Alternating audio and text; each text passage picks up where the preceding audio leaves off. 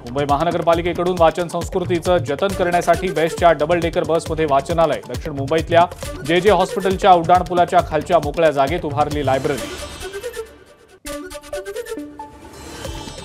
नवी मुंबईतून मार्चमध्ये विमानसेवा सुरू होण्याची शक्यता आणि त्याच पार्श्वभूमीवर मोदींच्या उपस्थितीत 5 ऑक्टोबरला हवाई दलाच्या विमानाची धावपट्टीवर चाचणी घेतली जाणार असल्याची माहिती। वसई न्यायालयाच्या नवीन इमारतीच्या जागेला महाराष्ट्र शासनाचा हिरवा कंदील। सार्वजनिक बांधकाम विभागाच्या ताब्यात असलेली जागा न्यायालयासाठी हस्तांतरित करण्याचे आदेश। बॅकबे रेक्लेमेशन विकास आराखड्याचं पुनरावलोकन। जलपर्यटनाला चालना देण्यासाठी नरिमन पॉइंटला होणार मरीना प्रकल्पाची उभारणी। पूर्व आणि पश्चिम एक्सप्रेसवे सर्व्हिस रोड दुरुस्तीसाठी 1500 कोटींचं टेंडर। कंत्राटदारावर 10 वर्षांच्या हमी कालावधीचं बंधन।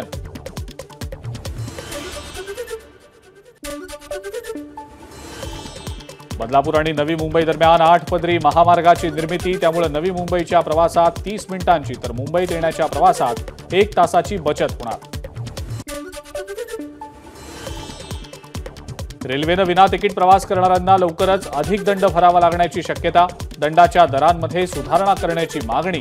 20 वर्षांपूर्वी दंडाची रक्कम 50 रुपयांवरून 250 रुपये करण्यात आली होती। मुंबईतल्या पश्चिम रेल्वेवर 4.5 तासांचा ब्लॉक। पायाभूत कामांच्या पूर्ततेसाठी आज रात्री 12:15 ते सकाळी 5:45 पर्यंत ब्लॉक राहणार। मुंबई आणि ठाण्यातील काही भागात विजांच्या कडकडाटासह मुसळधार पावसाचा इशारा। येलो अलर्ट जारी। उद्या मुंबई आणि ठाण्यात अति मुसळधार पावसाचा इशारा। उद्यासाठी ऑरेंज अलर्ट जारी। ठाण्यामध्ये जोरदार पाऊस। मुख्य बाजारपेठेत पेढा मारुती मंदिराजवळ साचलं पाणी। ठाणे पालिकेकडून पंपाद्वारे पाण्याचा निचरा।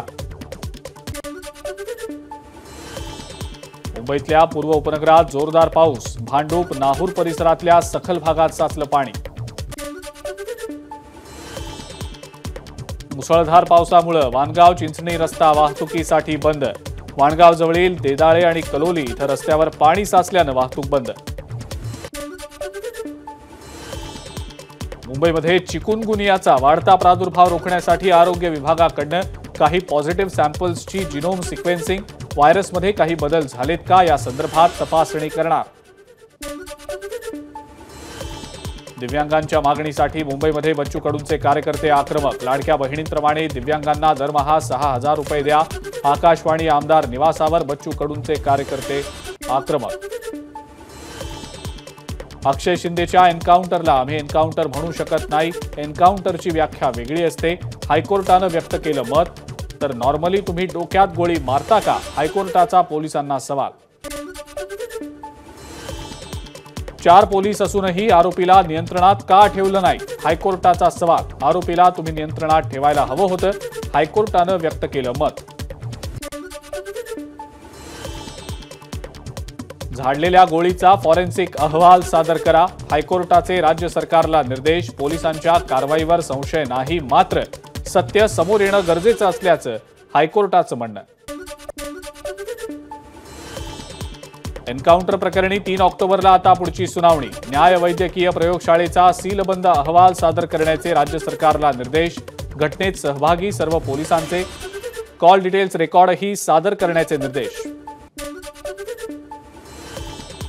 अक्षय शिंदेच्या एन्काउंटरनंतर शर्मिला ठाकरेंकडून पोलिसांचं अभिनंदन। आम्हाला हा शक्ती कायदा हवा, कारण केस लांबली की महिलांमध्ये असुरक्षिततेची भावना निर्माण होते। शर्मिला ठाकरेंची प्रतिक्रिया। मनसे अध्यक्ष राज ठाकरेंच्या पत्नी शर्मिला ठाकरेंनी जखमी पोलीस निलेश मोरेंची घेतली भेट। ठाण्यातल्या ज्युपिटर हॉस्पिटलमध्ये जात घेतली भेट। बदलापूर घटनेतील आरोपी अक्षय शिंदेच्या एन्काउंटरनंतर मुंबईमध्ये भाजपची बॅनरबाजी। फडणवीस आणि उद्धव ठाकरेंचा फोटो लावून फरक स्पष्ट आहे म्हणत बॅनरबंद महाविकास आघाडीला डिवचलं। कुर्ला मतदारसंघातील ठाकरे गटाचे संभाव्य उमेदवार प्रवीणा मोरजकरांना संभाजी ब्रिगेडचा विरोध। मोरजकरांनी मराठा समाजातल्या लोकांवर खोट्या अॅट्रॉसिटी केसेस केल्याचा संभाजी ब्रिगेडचा आरोप।